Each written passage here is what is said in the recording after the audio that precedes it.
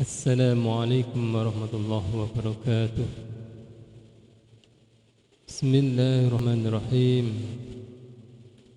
Alhamdulillahi rabbil alamin.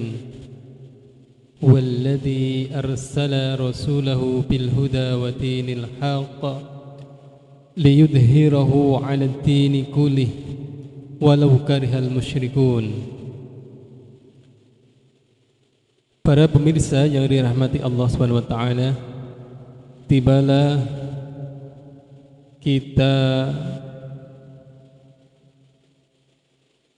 di zaman,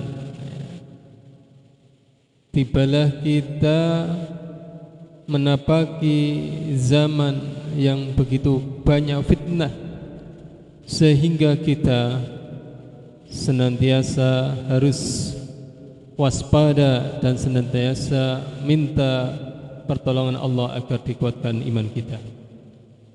Pada kali ini kita akan mengambil tema moderasi agama dari pluralisme hingga Natal bersama.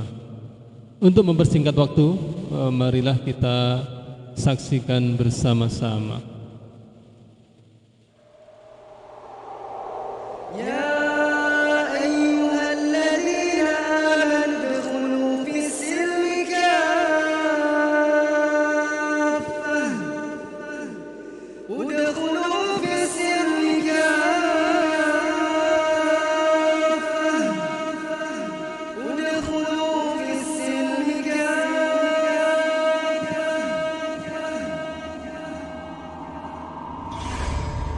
Inilah Buletin Dakwah Kafah edisi 223, 12 Jumadil Ula 1443 Hijriah atau 17 Desember 2021 Masehi, dengan judul Moderasi Agama dari Pluralisme hingga Natal Bersama.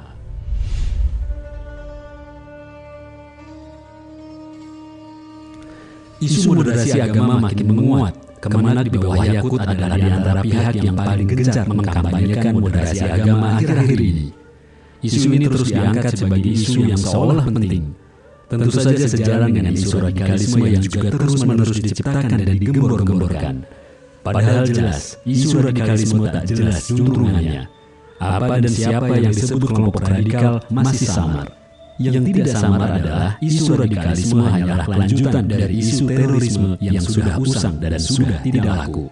Sebagaimana isu terorisme, isu radikalisme selalu menyasar kalangan muslim, terutama tentu mereka yang berpegang teguh pada agamanya, yang selalu berusaha terikat dengan syariahnya, bahkan yang menginginkan penerapan syariah Islam secara kafah dalam seluruh aspek kehidupan.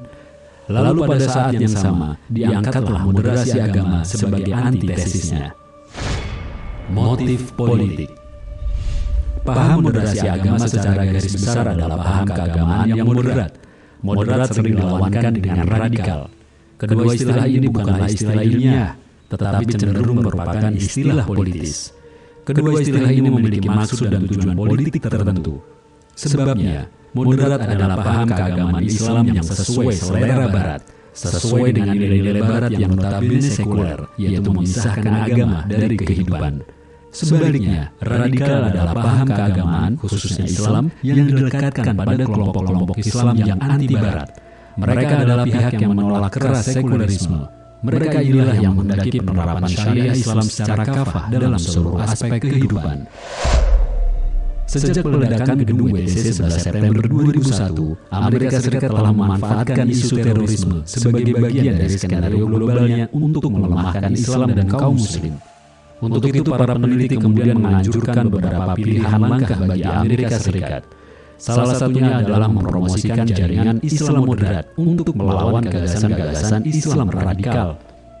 Lebih dari itu, dalam dokumen Rand Corporation tahun 2006 bertajuk Building Moderate Muslim Networks, disebutkan bahwa kemenangan Amerika Serikat yang tertinggi hanya bisa dicapai ketika ideologi Islam terus dicitraburukan di mata mayoritas penduduk di tempat tinggal mereka. Salah satunya dengan labelisasi radikal, fundamentalis, ekstremis, dan lain-lain.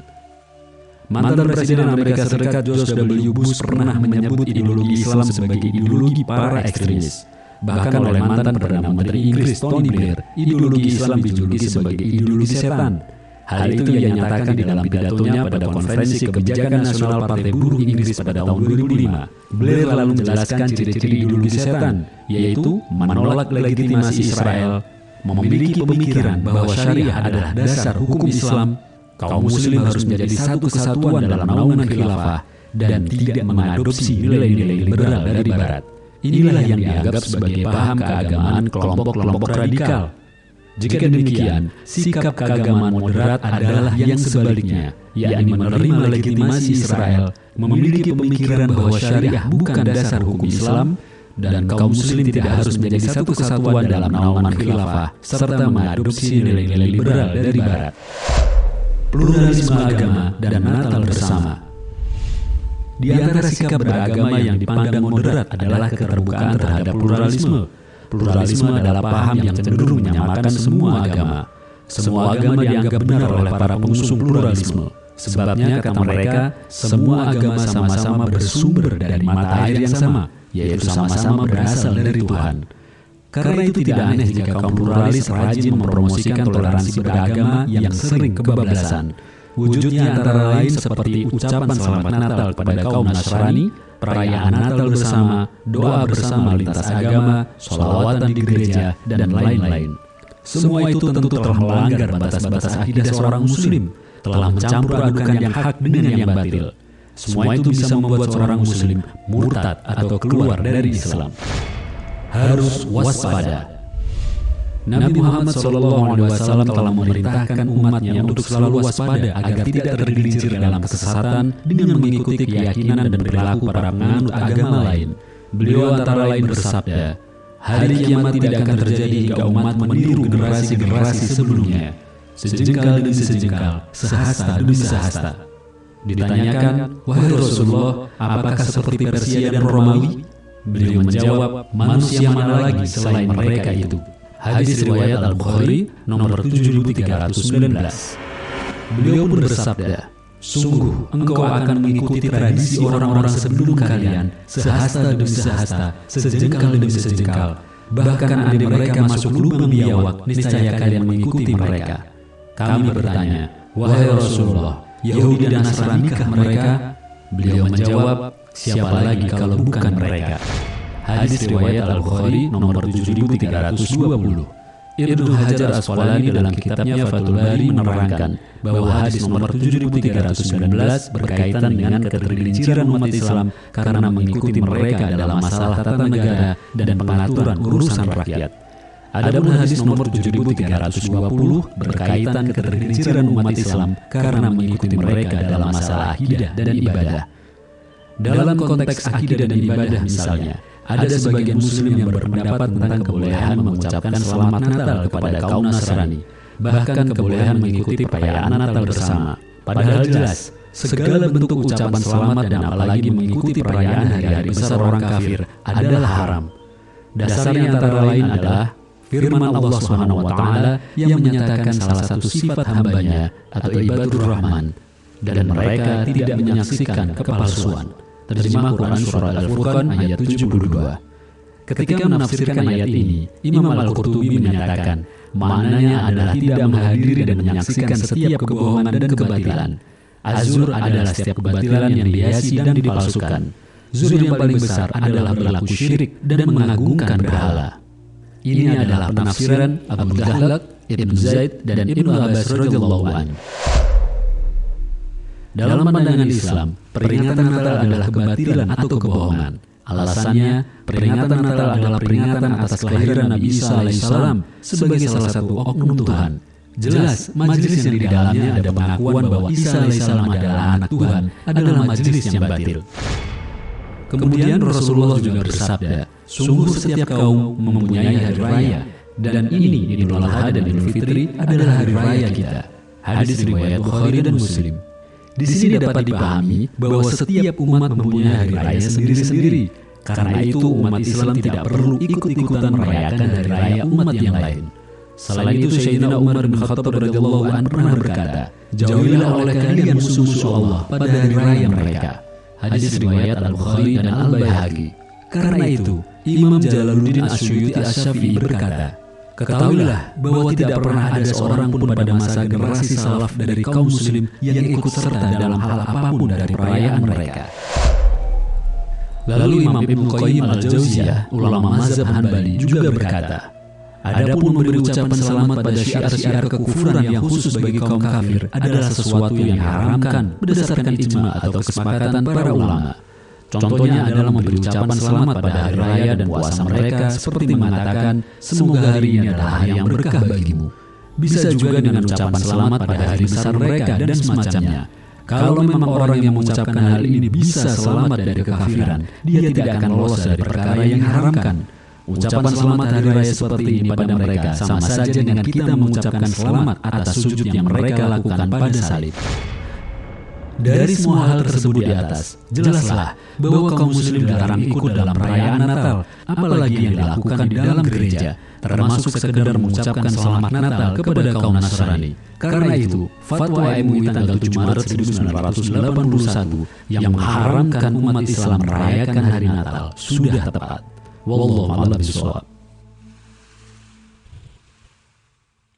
Iya, jadi sangat-sangat tegas ya dan jelas bahwasanya terkait akidah ya, terkait akidah semestinya kita sebagai seorang muslim tidak longgar ya, tidak lunak.